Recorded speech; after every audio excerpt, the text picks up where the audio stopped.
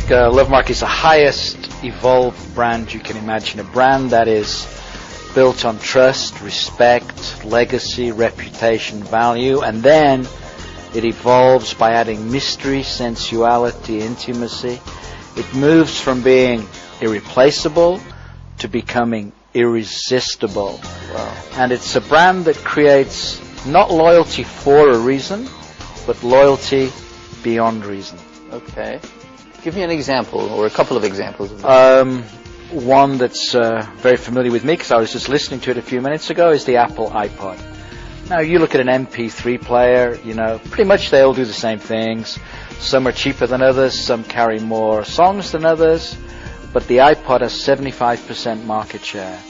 Why? Because it's irresistible. It's a love mark, not just a brand. When you're wearing an iPod, those little buds, you're part of a community, a tribe, a family. It's saying something about you, about the way you are and the way you feel. That's very special. For me, in the sportswear business, I've been Adidas since I was 3 years old because of the stories of the Adidasler and the early footballers and so on and so forth. When I was working for New Zealand Rugby Union, the first deal we did was an apparel deal with the All Blacks and Adidas. And for me, I'm loyal beyond reason to Adidas.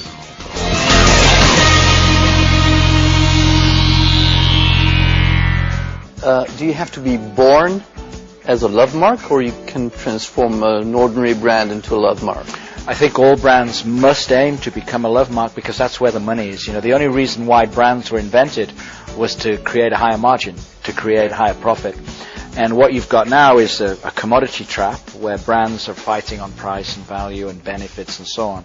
To get out of that commodity trap, every brand needs to go on that love mark journey because that's where the price premium is. What would you say are the 2 or 3 key drivers to turn a brand into a love mark? I think the first thing you've got to do is you've got to be able to give up control of the brand. Most companies are control freaks. They're management bureaucratic freaks, and they do everything by data and by research, and they're driven to control, command, and own the brand. That's not the way forward. Consumers have the power today, not brands. You've got to be able to relinquish that power to engage, to attract consumers. Second thing you've got to do is to have a purpose higher than functionality, because everyone now is interested in the environment, social causes. They're very, very informed technology-wise, and they demand a brand now to have a purpose and a mission higher than just a product benefit. It's like adding values to the brand other than the plain functionality. Absolutely. You've got to stand for something or you fall for everything. And those emotional values and beliefs, 80% of our decision making is made emotionally. Okay. 80%, right? We're driven by emotion, and yet most brands are still marketed rationally on price or benefit. And consumers are just going, no, you can't interrupt me, you can't yell at me, you've got to attract and engage me.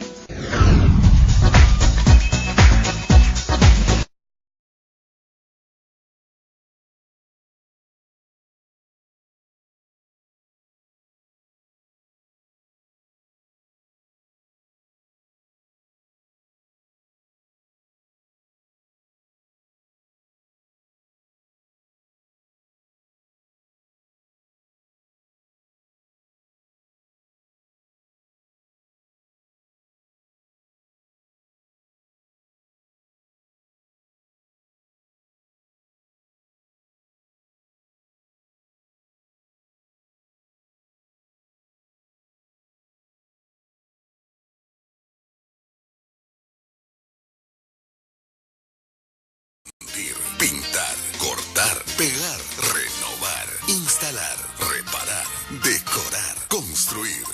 No estamos leyendo el diccionario. Somos el mástil de Antigua Guatemala, la más amplia red comercial de productos y servicios para la construcción. Nuestra red de despacho nos permite atender pedidos en todo el país. Búscanos en Facebook como El Mástil, 7832-1789 y 7873-4999. En materiales de construcción, el mástil es la solución.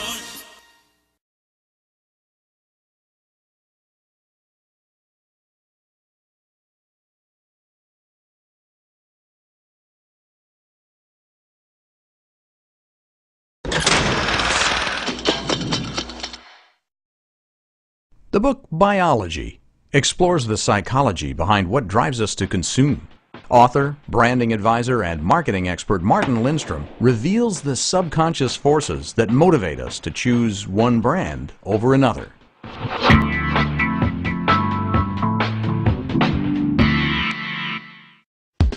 Let's face it, we're exposed to so many brands every day. Coca-Cola ads, Tiffany ads, everything from Swiss wrinkle creams to car ads, it's bombarding us every day. But how come some of this information goes straight into our brain and hit our subconscious mind, and how come sometimes it just passes away, we can't remember a thing? I wanted to find out. This is the reason why I conducted the largest neuromarketing study in the world.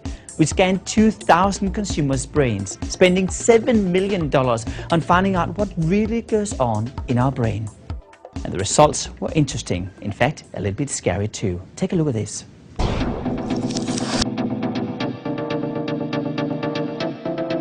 Health warnings on cigarette packs are mandatory.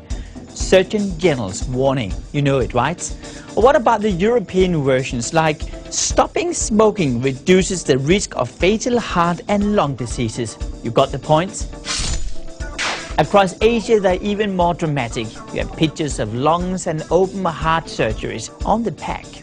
That's how nasty they are. But do they work?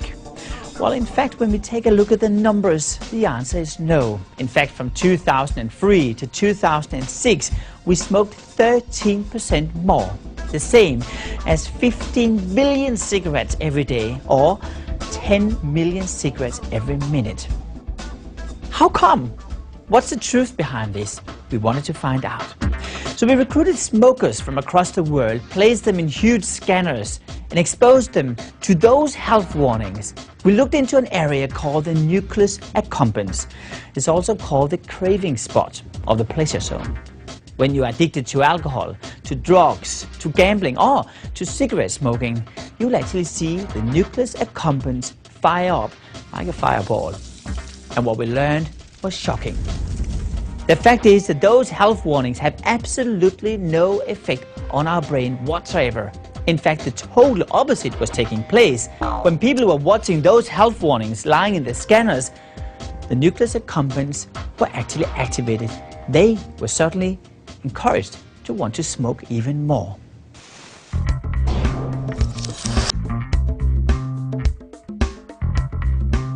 Ever wondered why you squeeze a lime down the bottleneck of a Corona beer whenever you drink it? Is it A, because it's a ritual from 1800 something in Mexico? Or is it B, because supposedly there's so many flies in Mexico that this is the way you clean the bottleneck?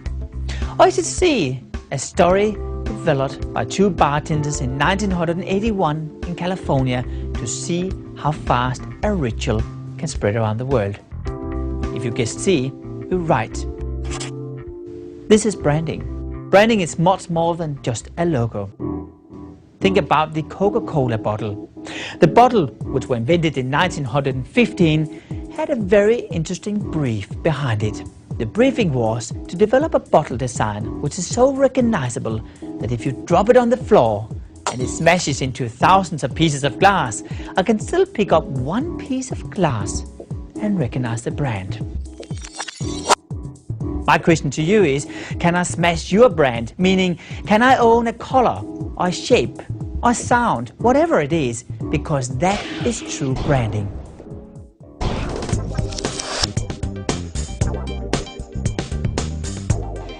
After years of studying product rituals and their effect on branding, it struck me.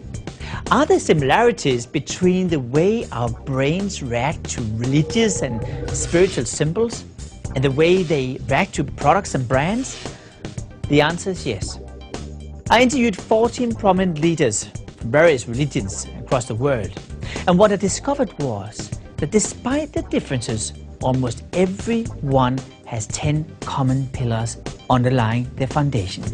A sense of belonging, a clear vision, power from the enemy, sensory appeal, storytelling, grandeur, evangelism, symbols, mystery, or rituals. And just as I suspected, these pillars have to have a great deal in common with our most beloved brands and products. A few examples.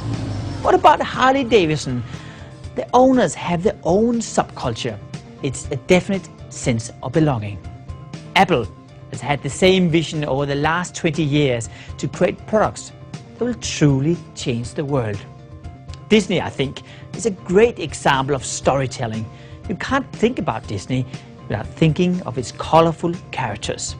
In our brain scan study of some of the world's most smashable brands, we discovered that consumers did in fact have similar brain patterns as those of a religious experience when associated with a brand they really believed in.